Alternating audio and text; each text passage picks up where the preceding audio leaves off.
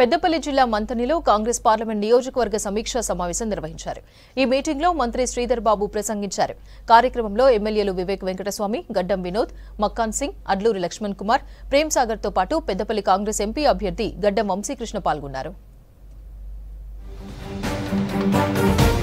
తప్పులు చేసింది కాకుండా సిగ్గు లేకుండా సమర్థించుకుంటున్నారని ఫైర్ అయ్యారు IT minister Sridhar Babu. Peddapalli parliament నియోజకవర్గానికి సంబంధించి మంథనిలో ఏర్పాటు చేసిన సమీక్షా సమావేశానికి శ్రీధర్ బాబు హాజరయ్యారు.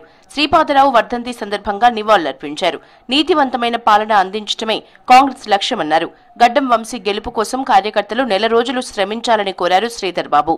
రైతులకు ఏ విధంగా మేలు చేద్దాం, కార్మికులకు ఏ విధంగా మేలు చేద్దాం, విద్యార్థుల భవిష్యత్తు గురించి ఏ విధంగా ఆలోచన చేద్దాం, ఈ రోజు ఉపాధి గురించి ఏ విధంగా ఆలోచన చేద్దాం, మహిళా సోదరిమణుల గురించి ఏ విధంగా ఆలోచన చేద్దాం, గ్రామాల్లో రోడ్లు ఏ విధంగా వేద్దాం, డ్రైనేజీలు ఏ విధంగా కడతాం, బిల్డింగ్లు ఏ విధంగా తీసుకొద్దాం, పరిశ్రమలు ఏ విధంగా తీసుకొద్దాం అనే మన లక్ష్యాన్ని ఎవరు కూడా ఆపలేరు. ఈరోజు ఆపే ప్రయత్నం చేసి వారు లబ్ధి పొందే కార్యక్రమం చేసేది ఉంటే వారి ఆచరణలో భాగంగా ముందుకు తీసుకెళ్లే ప్రయత్నం చేస్తూ ఉంటారు. ఈరోజు మా పేరు తీయకుండా ఉంటే కొంతమంది పూట గడవదు. రేపొద్దున వంశీ గారు పార్లమెంట్ సభ్యుడిగా ఎన్నికైన తర్వాత ఇక్కడున్న మా యువతకి మేలు చేసే కార్యక్రమం ఇదే సోదరుడు చేసే ప్రయత్నం చేస్తాడని మీ అందరికీ మనవి చేస్తా ఉన్నా. అందుకోసమే యువత అంతా కదిలి వచ్చి మనం వంశీ గారికి ఆశీర్వాదం ఇద్దాం. 10 ఏళ్లు కేసీఆర్ అహంకారంతో పాలించారని విమర్శించారు చెన్నూరు ఎమ్మెల్యే వివేక్. మంథనిలో గూండా రాజకీయాలు నడిచాయని, నడి రోడ్డుపై అడ్వకేట్స్ ని నరికి చంపారని అన్నారు. కాంగ్రెస్ తోనే మంథని అభివృద్ధి జరిగిందని చెప్పారు. పెద్దపల్లిలో వంశీని భారీ మెజారిటీతో గెలిపించాలని కోరారు బెల్లంపల్లి ఎమ్మెల్యే గడ్డం వినోద్. మీరు చూస్తున్నారు, టీఆర్ఎస్ ప్రభుత్వంలో ఈ మంథనిలో ఒక గుండా రాజు నడిచింది. అడ్వకేట్ల హత్య, కాళేశ్వరం ప్రాజెక్టు, ప్రజల పైసలన్నీ దుర్వినియోగం చేసి దోచుకొని ఇక్కడ ప్రజలకు ఇబ్బంది పెట్టిన సమస్య మీ అందరు తెలుసు. బ్యాక్ వాటర్స్ వలన మంతినిలో చాలా మటుకు షాప్స్, ఇల్లులు మునిగిపోయినప్పుడు కూడా టీఆర్ఎస్ ప్రభుత్వంలో అప్పుడు కలికిరం రాలేదు.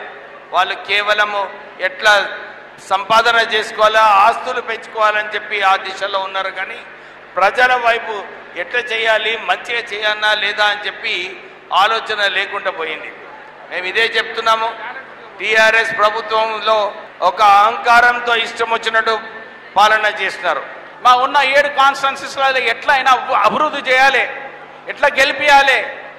నాది, మా నాయన, మా తమ్ముడు కలిసి అప్పుడు ఆ టైంలో మన్మోహన్ సింగ్ గారితో మాట్లాడి ఇలా యావత్ తెలంగాణలో పవర్ ఇచ్చే ఘనత మన కాంగ్రెస్ పార్టీదే. కానీ దాన్ని మిస్యూజ్ చేసింది వాళ్ళు టీఆర్ఎస్ వాళ్ళు.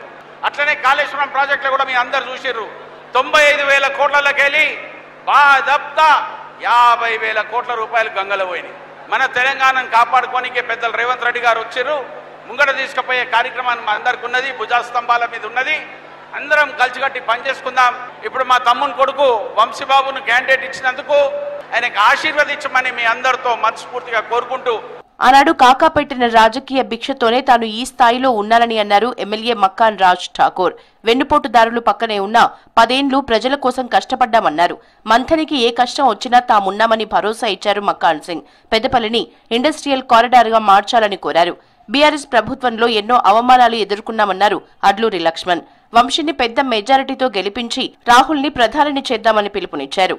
ఇలా జాతీయ కాంగ్రెస్ పార్టీకి మేనిఫెస్టోలో ఈ రాష్ట్రంలో ప్రధానంగా కూడా బాధ్యత తీసుకున్నది మన అందరి ప్రియతమ నాయకుడు కాబట్టి మరి వారి సారథ్యంలో ఈ రాష్ట్రంలో కాంగ్రెస్ కి అతిపెద్ద మెజారిటీ ఇచ్చి సోనియా గాంధీకి తెలంగాణ ఇచ్చినందుకు మనమందరం కూడా బహుమానంగా శ్రీధర్ బాబు గారి నాయకత్వంలో మరి సోనియా గాంధీ గారికి అత్యంత పెద్ద మెజారిటీ ఇచ్చి సోదరుడు మన వంశీ యువకుడిని మనం పెద్ద మెజారిటీ గెలిపించుకొని బహుమానంగా ఇవ్వాలని కోరుతూ, రేపు రాబోయే పార్లమెంట్ ఎన్నికల్లో దేశంలో రాహుల్ గాంధీ గారి ప్రధానమంత్రి చేయాలనుకున్న పెద్దపల్లి పార్లమెంట్ సభ్యుడిగా మా యువ నాయకుడు, మా తమ్ముడు, వారి కుటుంబం మాకు అన్ని విధాలు ఆదుకున్నటువంటి కుటుంబం నుంచి వారి యొక్క డాక్టర్ వంశీ గారిని గెలిపించే విధంగా మేమందరం బాధ్యత తీసుకుంటాం. రాజకీయాలకు శ్రీధర్ బాబు విలువలు పెంచారని అన్నారు మంచిర్యాల ఎమ్మెల్యే ప్రేమ్ సాగర్ రావు. కాకా అడుగుజాడల్లో వంశీకృష్ణ నడుస్తారని చెప్పారు. వంశీకృష్ణ గెలుపు ఖాయమైందని తెలిపారు.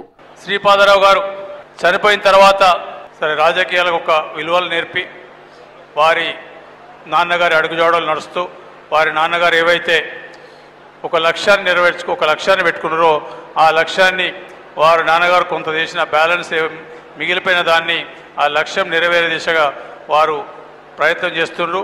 పెద్దలు శ్రీధర్బాబు గారి నాయకత్వంలో పెద్దపల్లి పార్లమెంట్ అభ్యర్థిని నాకు తెలిసి రాష్ట్రంలో ఉన్న 17 పార్లమెంట్లలో ఖచ్చితంగా పెద్దపల్లి పార్లమెంట్ నుంచే అత్యధిక మేరతోటి వంశీకృష్ణ గెలవడంలో ఏ రకమైన సందేహం లేదు. తనను ఆదరిస్తే ఇంట్లో చిన్న కొడుకులా పనిచేస్తానన్నారు పెద్దపల్లి కాంగ్రెస్ ఎంపీ అభ్యర్థి గడ్డం వంశీకృష్ణ. 1500 మంది ప్రాణ త్యాగాలపై ఇన్నాళ్లు కేసీఆర్ కుర్చీ వేసుకుని పాలించారని అన్నారు. కార్మికులకు అండగా నిలబడతారని మాటిచ్చారు. కాకా నీడలో పెరిగారని ఉద్యోగాల కల్పనే తన ఫస్ట్ ప్రయారిటీ అన్నారు వంశీకృష్ణ. ఈసారి పార్లమెంట్ ఎలక్షన్ వచ్చినప్పుడు నాకు మీరందరూ ఆశీర్వాదాలు కావాలని చెప్పి కోరుకుంటున్నాను.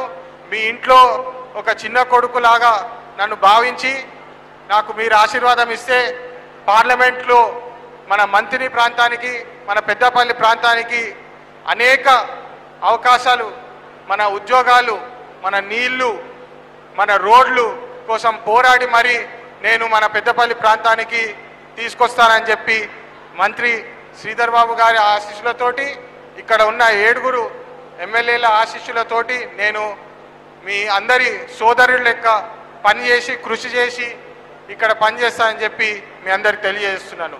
ఈ పార్లమెంట్ ఎలక్షన్లో కూడా మీరందరూ మీ ఆశీర్వాదాలు ఇస్తే ఖచ్చితంగా ఇప్పుడు మన ప్రియతమ రాహుల్ గాంధీ గారు చెప్పినట్టు, మన ప్రియతమ చీఫ్ మినిస్టర్ గారు రేవంత్ రెడ్డి గారు చెప్పినట్టు ఖచ్చితంగా యువతకి ఇక్కడ ప్రాంతానికి పెద్దపల్లి ప్రాంతానికి ఉద్యోగాలు తీసుకొచ్చే బాధ్యత నేను తీసుకొని పోరాడి మరి ఇక్కడ ఉద్యోగాలు తీసుకొస్తా అని చెప్పి నేను మీకు మాటిస్తున్నాను.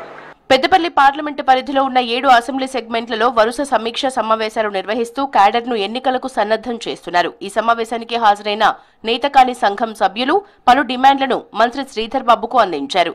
4 ప్రధాన డిమాండ్లతో కూడిన లేఖను అందించారు.